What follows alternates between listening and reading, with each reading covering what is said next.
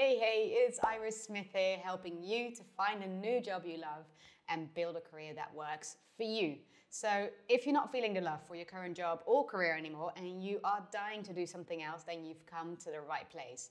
In today's video, I'll be helping you figure out if you should take a new job when your heart's not fully in it. I'll be talking about the concept of good enough jobs, exit jobs, and grass is greener jobs, and what that means for your decision to either take or not take the job. Now, if you like the sound of all of this and perhaps you've watched some of my previous videos, then make sure you hit that like button, subscribe to my channel and hit the bell right next to it so you get a notification every time I post a new video right here on my channel on Wednesdays.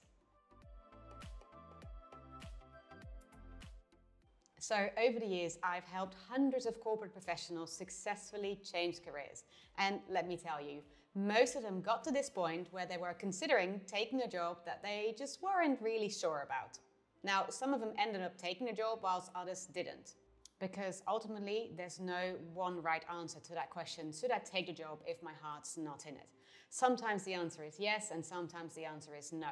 Now, what I'm about to share with you has helped the people that I work with make up their mind, and I hope it will help you too.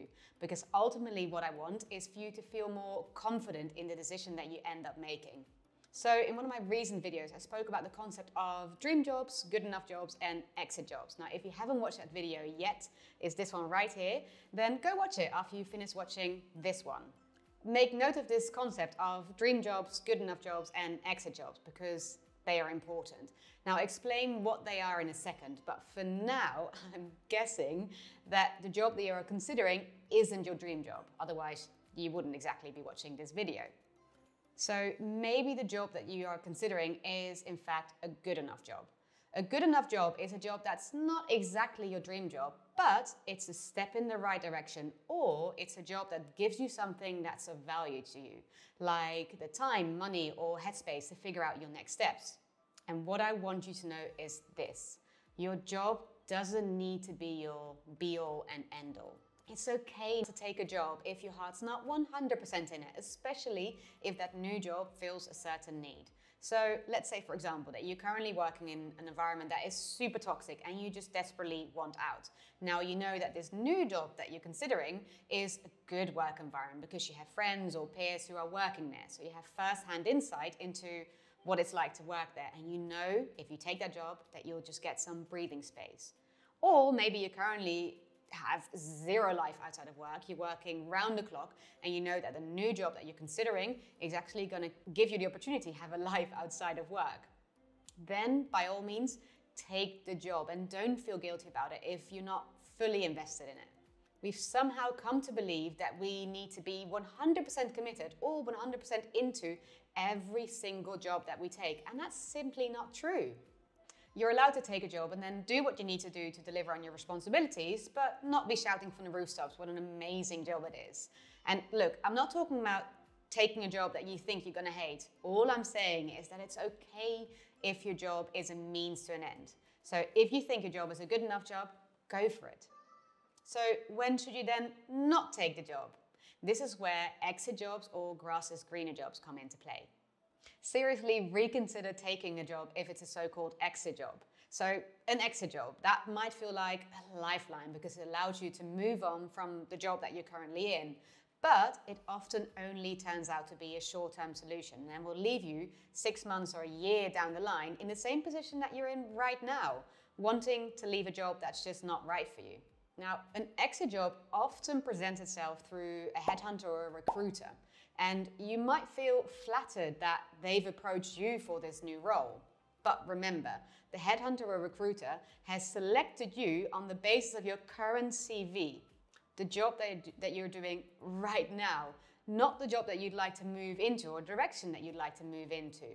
So there's a good chance that this new role is more a continuation of the path that you're currently on, not where you'd like to go. Now, if the job that you're considering is a grass is greener job, then that's also a reason to seriously reconsider taking it. A grass is greener job is like low-hanging fruit. It's basically a job that's relatively easy for you to land because it fits your current skill set, your current experience, your current CV quite well. But the trouble is that a grass is greener job doesn't address the root causes of your dissatisfaction, and so the same issues might arise. Let's say that you currently feel that there's not much room for you to progress at your current role or at the company that you're working for. Now, you also have this constant feeling that you want to do something else, but you can't quite put your finger on it. You're not sure what else you'd like to do, so you decide just to ignore it, stick your head in the sand. You then find another job, which is, to be fair, quite similar to what you're doing now. Maybe it's at a competitor, or it's a client, or even in a completely different industry. But it's still quite similar to what you're doing right now. Now, the good thing about this new job is that the growth prospects are huge. They're fantastic. So you end up deciding to go for it because you think or believe or hope that this will be the solution to your problem. This is a grass is greener job. So you take the job, but then 3 months, 6 months, or even a year down the line, you realize that the root cause, the root issue here was not the lack of growth or the lack of progress, but it was the type of role, because you still have this constant feeling that you want to do something else with your career, and that has not been addressed. So I urge you to get super clear on what's currently not working for you. What's the root cause of your dissatisfaction? And can this be fixed by simply moving to another company but doing a similar type of role? Or do you need to make a much bigger change? So there you have it. A few reasons why you should or shouldn't take a job when your heart's not fully in it. Now, if you found this video helpful, then hit that like button and subscribe to my channel. And if you need a little bit more help to figure out if you should take the job, then make sure you watch this video down here, in which I'm sharing 5 warning signs you shouldn't take a job. Thanks for watching. Bye.